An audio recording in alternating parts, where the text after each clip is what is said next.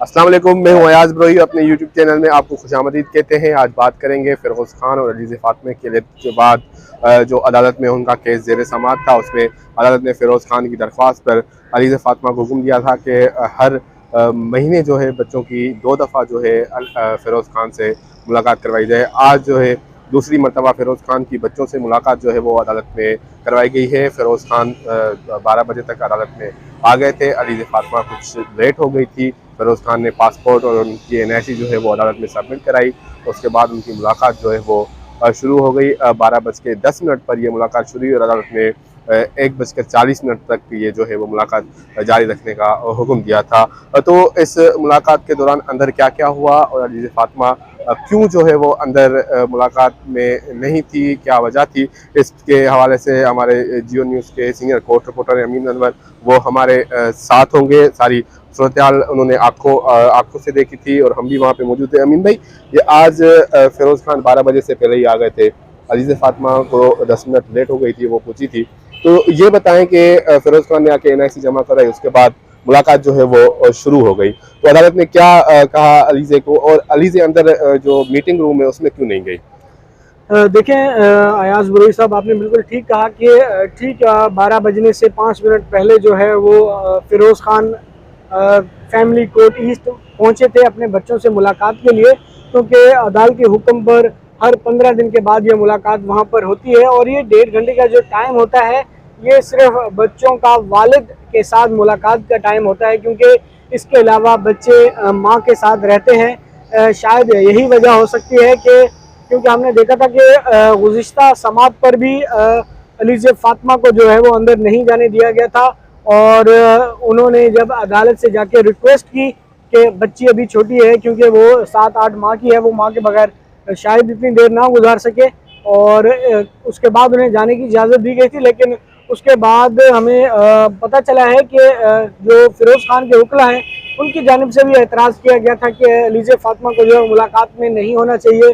तो जिसके बाद आज उन्हें मुलाकात के लिए नहीं जाने दिया गया। जब बच्चों से उनके वालिद की मीटिंग हो रही थी, मुलाकात हो रही थी, तो अलीज़ फ़ातिमा जो है वेटिंग एरिया में इंतज़ार करती रही कि 1.5 घंटे के बाद जब ये मुलाकात ख़त्म होगी तो वो बच्चों को वापस लेके जाएंगी। शायद यही एक रीज़न था कि उन्हें मुलाकात के लिए प्ले एरिया में नहीं जाने दिया गया। अच्छा, बच्ची जो है उनकी वो आत्मा की है, फातिमा नाम है उनका। तो ये आपने देखा वेटिंग हॉल में जब वो बैठी हुई थी, तो एक पेशकार है वो आया था अलीज़े की तरफ के आप जो है वो अंदर आ जाए मीटिंग हॉल में। तब क्या हुआ था और अलीज़े ने क्या जवाब दिया और उन्होंने क्या कहा था कि अलीज़े को क्यों उनको मीटिंग हॉल में अंदर बुलाया जा रहा था? वो आपको भी बेहतर मालूम है मुझसे ज़्यादा कि उन्होंने क्या आगे कहा उनसे। अदालती एहलकार ने ये कहा कि बच्चे का पैम्पर चेंज करना है। तो जो सामान वो अपने साथ लेकर आई थी, एक बैग जो उनके पास था, जिसमें बच्चों की दूध वगैरह और दीगर अशियाँ थी, तो वो बैग उन्होंने उस अदालती एहलकार के हवाले किया कि ये ले जाएं और उनसे कहें कि वो खुद ही कर लें। उसके बाद वो मुस्कुराने लग गई। तो उनका मतलब यही था जो हम समझ पाए कि क्योंकि उन्हें मुलाकात में जाने नहीं दिया गया। अब वालिद की जिम्मेदारी बनती है कि जो कुछ भी अंदर हुआ है, बच्चे ने जो कुछ भी किया है, अब पैम्पर बदलना जो है वो वालिद साहब की जिम्मेदारी है। वो अब बच्चों का जो पैम्पर है वो तब्दील कराएं।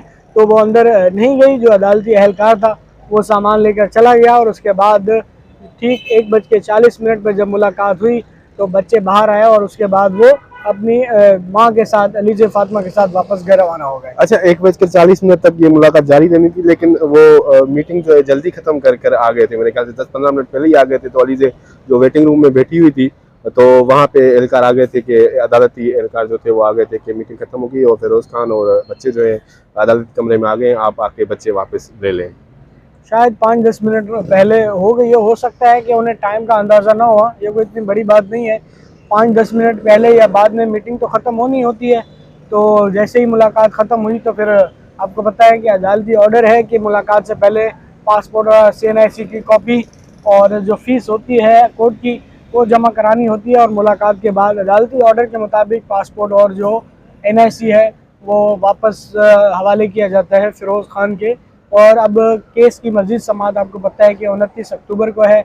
और मज़ीद उसमें क्या होगा, अदालत ने जो है फ़िरोज़ खान से उनकी इनकम से मुतालिक जवाब मांगा है कि उनकी कितनी आमदनी है, ताकि कोर्ट ये डिसाइड कर सके कि कितना माहाना खर्च जो है वो बच्चों का बनता है, कितना अफोर्ड कर सकते हैं और बच्चों के जो तालीमी अखराजात हैं वो कितना है। इस हवाले से अदालत फैसला करेगी। अच्छा, जो हरासमेंट वाला मामला था या जो इल्ज़ाम का मामला था, तो फिरोज़ खान के वकील ने अदालत को ये कहा था कि जो है दरख्वास्त दायर की थी, तो उसका अब स्टेटस क्या है और अदालत उसमें क्या क्या तलब किया करके रखा है, जो उसकी भी मेरे ख्याल से हेयरिंग 29 तारीख को ही है।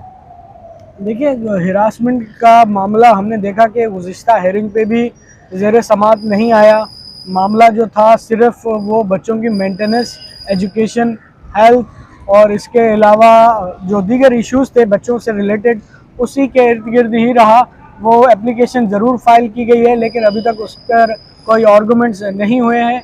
जैसे ही उस पर कोई आर्गूमेंट्स होंगे तो कोर्ट डिसाइड करेगी। फ़िलहाल अदालत जो है वो जो मेन एप्लीकेशन फ़ाइल की गई है बच्चों की इंटरम मेंटेनेंस के हवाले से, कि जितनी दौरान ये केस चलता रहेगा उस दौरान फ़िरोज़ खान अपने बच्चों को जो है वो अखराजात देते रहेंगे, मेंटेनेंस जो है वो देते रहेंगे। और इसी हवाले से अदालत ने अब दोनों जो पार्टीज़ हैं उनसे डिटेल मांगी है। अलीज़ फ़ातिमा को कहा गया है कि बच्चों की जो एजुकेशन से रिलेटेड और हेल्थ से रिलेटेड अखराजात हैं तो उसकी डिटेल दी जाए, जबकि फ़िरोज़ खान से कहा गया है कि वो अपने जो आमदनी है, जो प्रोजेक्ट्स हैं, जो इनकम है, उसके हवाले से डिटेल अदालत में जमा कराएं। बहुत शुक्रिया अमीन भाई। बिल्कुल, आज ये मामला जो थे वो आपको बताए, जो आज अदालत की कार्रवाई के दौरान ये मामला हुए।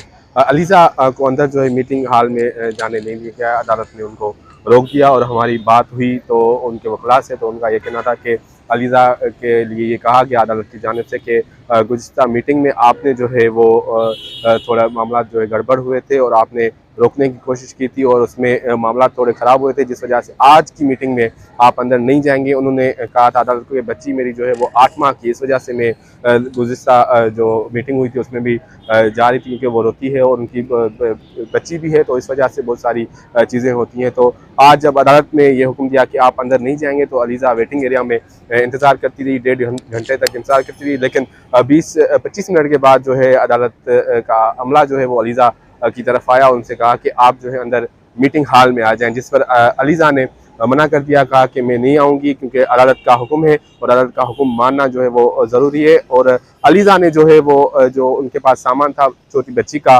जिसमें पेम्पर थे या जो दूध की जो फीडर थी, वो सारी चीज़ें जो थी वो उसके अदालत के अमले के हवाले कर दी। उन्होंने कहा कि वो भी उनके वालिद हैं, उनको जाकर दे दें, उनको बताएं कि ये सारी चीज़ें हैं। वो अब जाहिर सी बात है अपने बाप के पास है, किसी और के पास नहीं है, वो सारी मामला संभाल लेंगे, क्योंकि मैं आऊँगी फिर से मुझ पर जो ये इल्ज़ाम लगाया जाएगा कि आपने जो है मीटिंग में गड़बड़ की है या मीटिंग में जो है वो हडस पैदा करने की कोशिश की है, जिस वजह से मैं नहीं आऊँगी।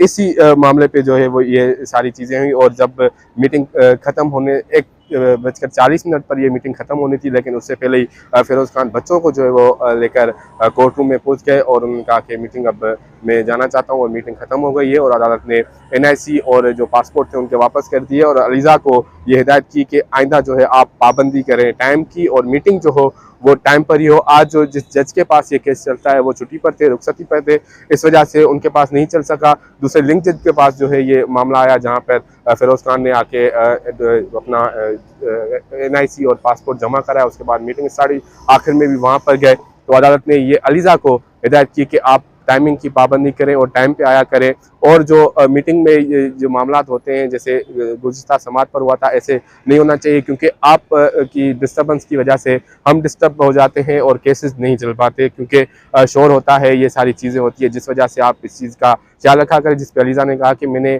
पहले भी कोई डिस्टर्बेंस नहीं की थी और आज भी मैंने आपने हुक्म किया तो मैं वेटिंग एरिया में बैठी रही, हालांकि मुझे बुलाया गया लेकिन फिर भी मैं नहीं गई और बच्चे का जो सामान था वो मैंने दे दिया। तो वो उनका बाप है, उनसे मीटिंग करवाना उनका हक है, वो कर सकते हैं, उसको कोई भी रोक नहीं सकता।